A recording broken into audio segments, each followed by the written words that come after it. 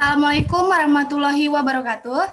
Perkenalkan, kami dari kelompok 5 yang beranggotakan Izi Dwi Nur Cahyani, Rwi Daswani, Dian Septiana, Iis Apriliani, dan Melisa Nurindasari akan membahas tentang mengevaluasi dan merefleksi. Baiklah, materi pertama akan disampaikan oleh saya sendiri.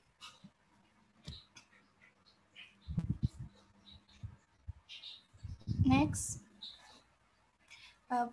Yang pertama itu ada pengertian evaluasi.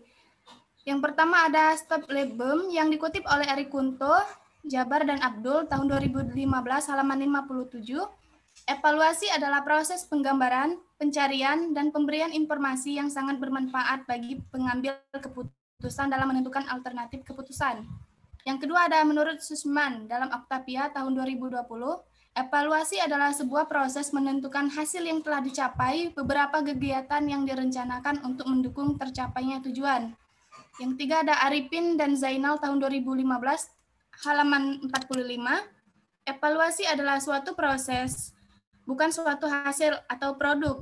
Hasil yang diperoleh dari kegiatan evaluasi adalah kualitas tertentu, baik yang menyangkut tentang nilai atau arti, sedangkan kegiatan untuk sampai pada pemberian nilai dan arti itu adalah evaluasi. Selanjutnya, adapun definisi refleksi, yang pertama itu menurut Aronson tahun 2016. Refleksi adalah refleksi pembelajaran adalah suatu komponen kegiatan yang dilaksanakan setelah proses pembelajaran dengan tujuan menilai dan mengamati apa yang telah terjadi selama pembelajaran berlangsung. Menurut Uno dan kawan-kawan tahun 2012, refleksi adalah kegiatan yang dilakukan untuk mengkaji ulang apa yang telah terjadi untuk mempertimbangkan proses, permasalahan, isu, dan kekurangan yang ada atau yang belum tuntas dari strategi yang telah dilakukan. Dan yang ketiga ada menurut Ahmed tahun 2015. Refleksi adalah aktivitas yang dilaksanakan agar memberi manfaat dalam diri maupun sesuatu agar menjadi lebih baik. Baiklah, materi selanjutnya akan disampaikan oleh Saudari Izi.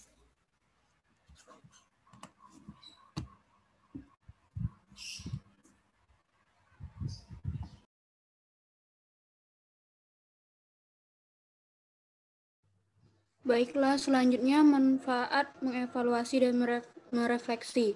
Untuk manfaatnya ini dibagi menjadi dua, yaitu secara umum dan secara khusus. Untuk secara umum ini, manfaatnya yaitu memahami sesuatu, siswa, entry behavior, motivasi, dan lain-lain, sarana dan prasarana dan kondisi guru.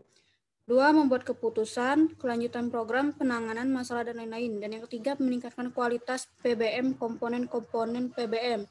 Lalu untuk yang secara khusus ini, yang pertama itu bagi siswa, mengetahui tingkat pencapaian tujuan pembelajaran memuaskan atau tidak memuaskannya.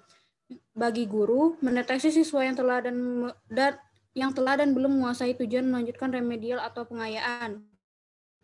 Ketepatan materi yang diberikan jenis, lingkup, tingkat kesulitan, dan ketepatan metode yang digunakan. Dan terakhir bagi sekolah, hasil belajar cermin kualitas sekolah, membuat program sekolah dan pemenuhan standar. Selanjutnya,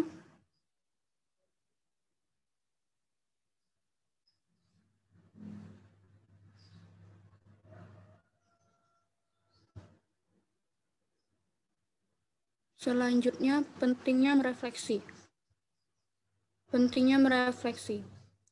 Dengan melakukan refleksi dalam menjalani profesinya, guru akan mendapatkan keuntungan beberapa di antaranya. Yang pertama itu dapat membantu mencapai pemahaman yang lebih baik tentang berbagai asumsi tentang mengajar dan pemahaman tentang pelaksanaannya. Yang kedua dapat memperkaya pemahaman konsep tentang mengajar dan proses belajar mengajar. Yang tiga menjadi dasar untuk self-evaluation yang merupakan komponen penting untuk pengembangan profesionalitas.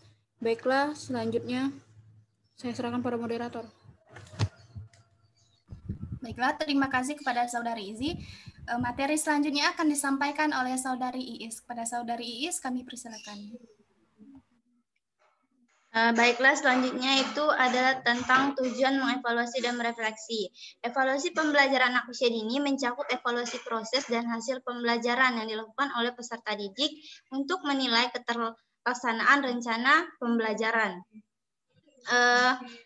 Menurut Suryana tahun 2016 halaman 297 mengungkapkan tujuan dari mengevaluasi dalam pembelajaran yaitu yang pertama untuk mengetahui apakah materi yang dipelajari itu dapat dilanjutkan dengan bahan yang baru atau atau harus diulangi. Yang kedua untuk mengetahui taraf efisiensi metode yang digunakan oleh pendidik. Jadi tujuan dari evaluasi ini adalah untuk mengetahui bagaimana sih metode selanjutnya yang akan kita lakukan terhadap penelitian. Yang ketiga untuk mengetahui efektivitas proses pembelajaran.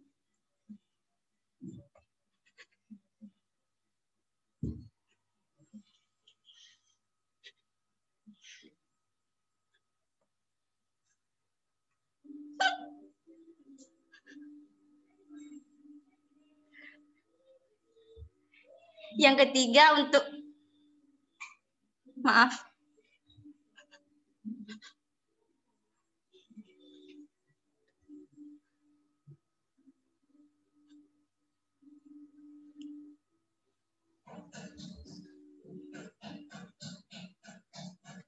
ketiga untuk mengetahui efektivitas proses pembelajaran yang dilaksanakan.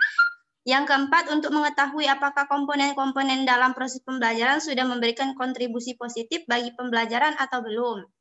Yang kelima, untuk mengetahui kesesuaian persepsi dan pemikiran peserta didik dalam mengikuti proses pembelajaran. Yang keenam, untuk mengetahui sejauh mana sih perkembangan dari pelaksanaan proses pembelajaran itu. Yang selanjutnya untuk mengetahui perubahan pengetahuan, sikap, dan keterampilan apa yang terjadi di peserta didik itu. Selanjutnya untuk mengetahui ketercapaian tujuan. Selanjutnya lagi untuk mengetahui dampak apa yang terjadi setelah terjadinya proses pembelajaran. Selanjutnya bahan pertimbangan untuk menentukan proses selanjutnya agar efektif dan efisien. Itu selanjutnya mengajak kepada semua pihak untuk lebih bertanggung jawab terhadap apa yang dilakukannya, baik itu tenaga pendidik, dan lain sebagainya. Selanjutnya untuk menemukan pada bagian-bagian mana saja proses pembelajaran yang dianggap belum berhasil. Selanjutnya lagi untuk mengungkapkan kerugian dan manfaat dari proses pembelajaran. Lalu mengungkapkan faktor pendukung dan penghambat dari proses pembelajaran. Selanjutnya lagi menentukan apakah pendekatan dan teknik yang dilakukan dalam pembelajaran sudah tepat atau belum. Lalu menentukan tepat atau tidaknya media yang digunakan sesuai dengan kebutuhan pembelajaran. Lalu menentukan apakah fasilitator itu sesuai dan memudahkan peserta didik atau belum dalam proses pembelajaran. Yang terakhir itu untuk menentukan tingkat kemajuan pelaksanaan pembelajaran. Adapun tujuan dari refleksi dalam pembelajaran yaitu yang pertama untuk mengetahui sejauh mana minat peserta didik dalam mengikuti pembelajaran ini. Yang kedua untuk mengetahui tingkat keberhasilan, strategi, model, metode, pendekatan, dan teknik pembelajaran yang diterapkan oleh guru. Lalu untuk mengetahui keinginan dan kebutuhan peserta didik itu apa saja secara terperinci sehingga guru dapat merancang pembelajaran yang lebih baik di pertemuan berikutnya. Yang terakhir itu untuk mengidentifikasi kekurangan dan kelemahan guru dalam penyajian materi dan penguasaan materi. Mungkin itu saja tujuan dari refleksi dan evaluasi. Selanjutnya saya serahkan kepada moderator. Baiklah, terima kasih kepada Saudari Iis. Baiklah, materi selanjutnya akan disampaikan oleh Saudari Melisa. Kepada Saudari Melisa, kami persilakan. Baiklah, materi selanjutnya yaitu macam teknik refleksi. Yang pertama itu refleksi melalui video pembelajaran. Jadi melalui video pembelajaran, guru dapat mengamati proses pelajaran setelah dilaksanakan tentang cara guru mengajar ataupun bagaimana siswa menerima dari pembelajaran dari guru tersebut. Kedua, refleksi melalui catatan harian.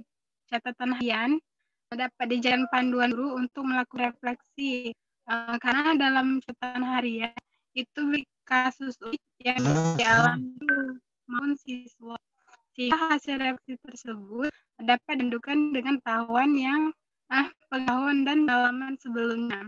Ketika refleksi di jurnal pembelajaran, jadi jurnal pembelajaran dapat dijadikan sebagai sarana refleksi, di mana dalam jurnal tersebut memuat catatan perenungan dan analisis guru tentang proses belajar sehari-hari di dalam kelas serta rencana tindak lanjut untuk hal-hal yang dilakukan oleh perenungan.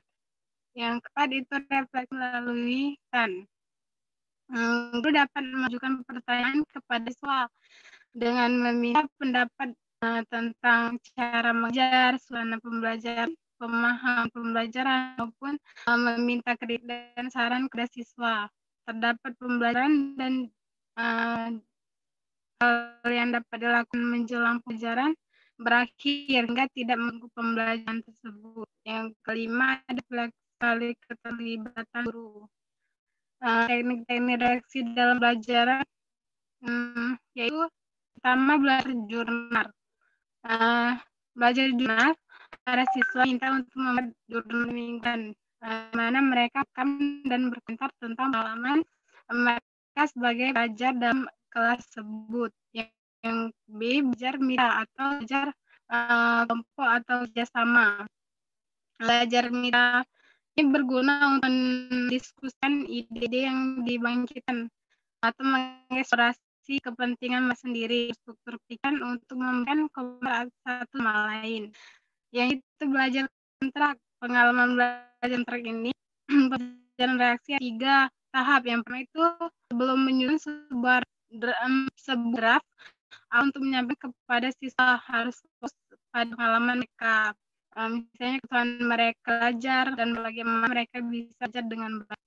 Yang kedua itu belum menyerahkan hasil akhir belajar mereka, siswa diminta dalam kontrak meninjau pembelajaran mereka dan bagaimana mereka dapat menyampaikannya kepada orang lain. Yang ketiga itu jadwal penilaian diri. Jadwal penilaian diri ini digunakan sebagai sarana memungkinkan siswa untuk menyatukan berbagai pelajaran mereka dalam suatu kelas. Selanjutnya saya silakan kepada moderator.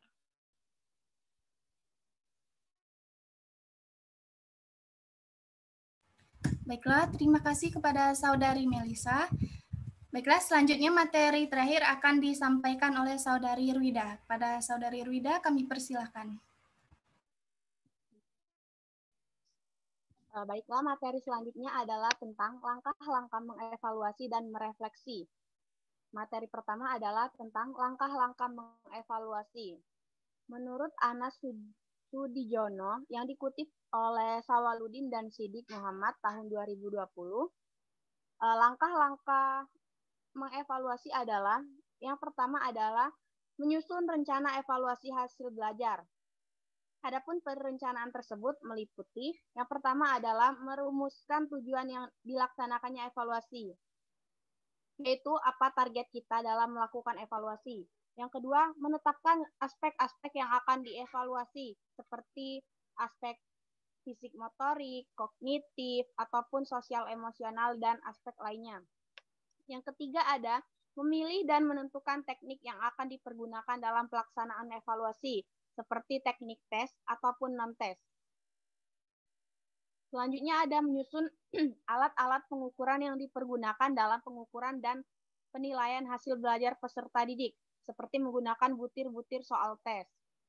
Selanjutnya ada menentukan tolak ukur, norma, ataupun kriteria yang akan dijadikan pegangan ataupun patokan dalam memberikan interpretasi dalam terhadap data hasil evaluasi. Dan yang terakhir adalah menentukan frekuensi dari kegiatan hasil belajar itu sendiri. Sedangkan langkah selanjutnya adalah menghimpun data. Dalam evaluasi pembelajaran, wujud nyata dari kegiatan menghimpun data adalah melaksanakan pengukuran, misalnya dengan menyelenggarakan tes pembelajaran. Dan langkah selanjutnya adalah melakukan verifikasi data. Verifikasi data adalah penyaringan data sebelum diolah menjadi lebih lanjut. Verifikasi ini bertujuan untuk memisahkan data yang dapat menjelaskan gambaran yang akan diperoleh mengenai peserta didik yang sedang dievaluasi dengan data yang tidak baik ataupun menggambarkan gambaran yang akan diperoleh. Langkah selanjutnya yaitu mengolah dan menganalisis data. tujuannya adalah untuk memberikan makna terhadap data yang dihimpun dalam kegiatan evaluasi.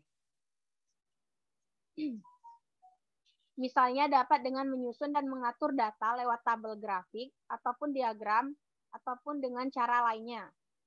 Selanjutnya adalah memberikan interpretasi dan menarik kesimpulan. Interpretasi merupakan verbalisasi makna yang terkandung dalam data yang telah mengalami pengolahan dan penganalisisan. Setelah interpretasi ini ditemukan kesimpulan yang mengacu pada tujuan dilaksanakannya evaluasi tersebut. Selanjutnya ada tindak lanjut hasil evaluasi.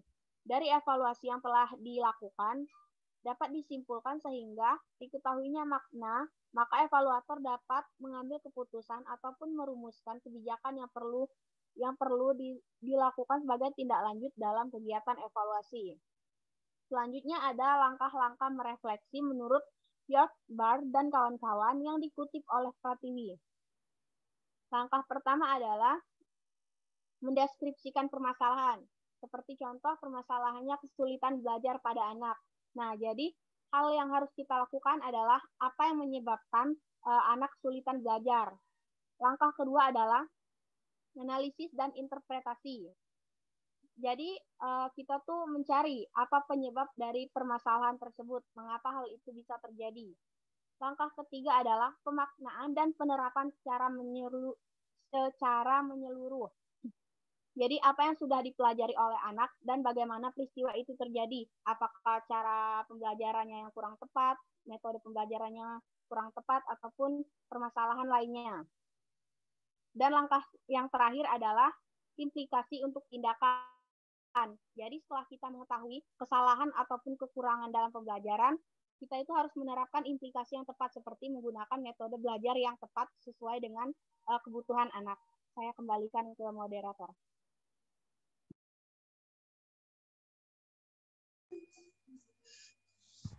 Baiklah, terima kasih kepada Saudari Rwida atas materi yang telah disampaikan. Baiklah, itulah tadi presentasi hasil diskusi kelompok kami. Lebih dan kurangnya kami mohon maaf, kepada Allah kami mohon ampun. Kami akhiri, wassalamualaikum warahmatullahi wabarakatuh. Untuk forum diskusinya lanjut di mana? Dan untuk selanjutnya pertanyaan bisa dilanjutkan di forum diskusi.